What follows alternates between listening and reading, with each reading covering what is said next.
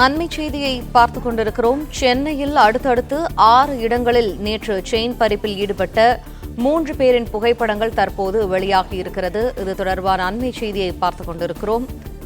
கூடுதல் தகவல்களை எமது செய்தியாளர் சரவணன் வழங்க கேட்போம். சரவணன், வணக்கம். இவர்கள் யார்? இவர்கள் தொடர்பான முழு விவரங்களையும் பதிவு பண்ணுங்க.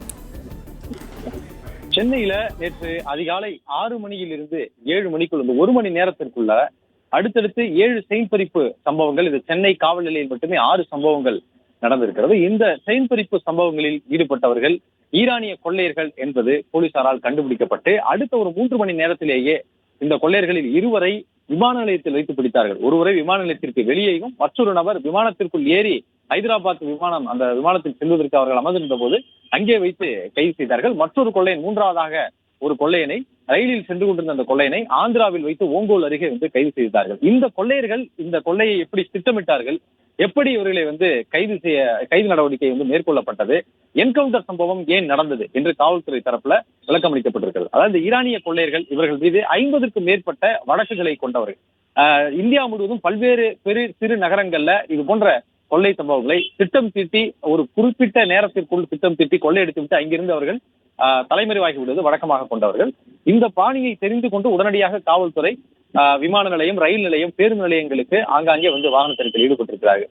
இந்த சம்பவத்தை பொறுத்தவரை நேற்று அதிகாலை 4:15 மணி அளவில், அதிகாலையில் 4:15 மணி அளவில் 2 கொள்ளையர்கள் விமானத்தில் இறங்கியிருக்கிறார்கள். ஏற்கனவே ஒரு கொள்ளையன் கர்நாடக மாநில பதிவெண் கொண்ட இருசக்கர வாகனத்துடன் சென்னையிலே அவர் தயாராக இருந்திருக்கிறார்.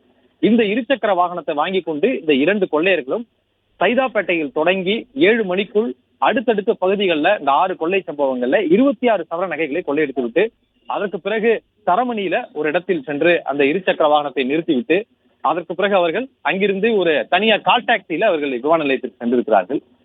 அங்கிருந்து மற்றொரு ஒரு நபர் மட்டுமே, இந்த சல்மான் ஈரானி என்ற நபர் மட்டுமே அங்கிருந்து ஆட்டோ பிடித்து சென்ட்ரலுக்கு சென்றிருக்கிறார். இந்த 2 கொள்ளையர்கள்ல மீசம் என்ற அந்த கொள்ளையர் மட்டும் அவருடைய அடையாள அட்டை சரியாக இருந்ததுனால அந்த நபர் டிக்கெட்டை வாங்கி கொண்டு ஹைதராபாத் செல்லக்கூடிய விமானத்துல ஏறி அமர்ந்து விட்டார். இந்த மற்றொரு முக்கியமான குற்றவாளி என்கவுண்டர் செய்யப்பட்ட ஜாஃபர் குலாம் ஹுசேன் ஈரானி, இந்த நபருடைய அடையாள அட்டை சரியாக இல்லாததுனால அந்த நபர் டிக்கெட் கவுண்டர்லேயே நின்று கொண்டிருக்கிறார். இதற்குள் விமான நிலைய ஆய்வாளருக்கு தகவல் தெரிவிக்கப்பட்டு அந்த நபர்களுடைய அடையாளங்கள், குறிப்பாக அந்த நபர்கள் அணிந்திருந்த காலனி தான் அந்த நபர்களை காட்டி கொடுத்தது என்று கூறுகிறார்கள். கிட்டத்தட்ட ஒரு 100 சிசிடிவி கேமரா பதிவுகளை போலீசார் எடுத்திருக்கிறார்கள். அதுல அந்த கேமரா சிசிடிவில இருந்த வித்தியாசமான கலரில் தெரியக்கூடிய அந்த நிறத்திலான அந்த காலனி குறித்த தகவலை அந்த படத்துடன், சிசிடிவி படத்துடன் அந்த ஆய்வாளர், அந்த பாண்டி என்ற அந்த விமான நிலைய ஆய்வாளருக்கு அனுப்பியிருக்கிறார்கள். அந்த சூவை அடையாளம் வைத்து அந்த நபர் விமான நிலையத்தினுடைய டிக்கெட் கவுண்டரில் நின்று கொண்டிருந்ததை பார்த்து விட்டுதான் சுற்றி வளைத்து பிடித்திருக்கிறார். இதற்குள் இந்த நபர்கள் வருவதற்குள்ளாக அந்த கேபில் கொண்டிருக்கும் பொழுதே, அந்த கால் டாக்ஸியில் கொண்டிருக்கும் பொழுதே அவர்களுடைய உடைகளை எல்லாம் இந்த காருக்குள் அமர்ந்தே மாற்றி இருக்கிறார்கள். நகைகளை பிரித்து இந்த ரயிலில் செல்லக்கூடிய அந்த நபரிடம் நகைகளை கொடுத்து அங்கிருந்து பிரித்து அனுப்பி இருக்கிறார்கள்.